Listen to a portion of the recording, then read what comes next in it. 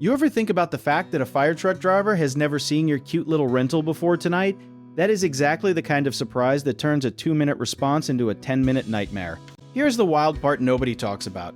Emergency dispatchers are basically working off an address, not a map of your porch, your gate code, or your weirdly hidden side door. So the first thing you want to nail down is your house numbers.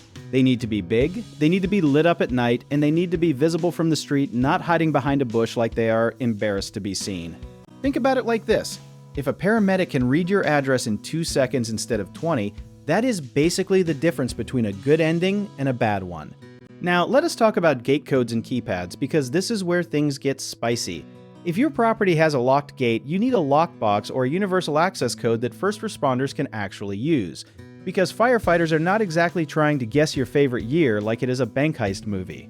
A lot of hosts think posting the Wi-Fi password is the most important sign in the house.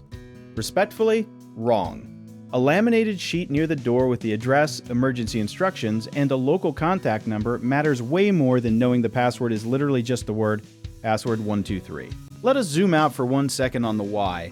Rural or gated properties, cabins, ranches, anything tucked away from a main road, these are the ones that trip up emergency services the most because GPS pins can be off by a shocking amount. You want proof? Studies on rural emergency response have shown delays of several extra minutes simply from address confusion. And in an emergency, minutes are basically currency. That is not a guess, that is the actual cost of a hidden driveway. Here is a mistake almost every new host makes. They assume guests will just call 911 and everything magically sorts itself out, but guests do not know your neighborhood, your landmarks, or that weird unmarked turn by the old barn. So what you want to do is create a simple one-page emergency guide. Nearest cross streets, a distinctive landmark, and a phone number for you or a local co-host who actually knows the property. Let us talk mechanics for a second, because driveways are sneakier than people think.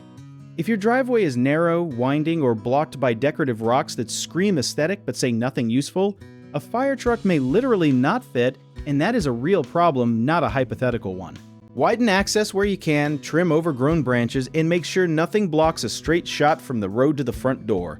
This is not about being paranoid, it is about being prepared, kind of like packing an umbrella even when the sky looks fine. Some hosts even go the extra mile and register their address with a local fire department, especially in areas with confusing rural routes or unnamed roads. It sounds intense, but it takes 10 minutes and it can save someone's life during an emergency that nobody saw coming. At the end of the day, this is not about fear, it is about being the kind of host who thinks 2 steps ahead, like a chess player instead of someone just vibing and hoping nothing goes wrong.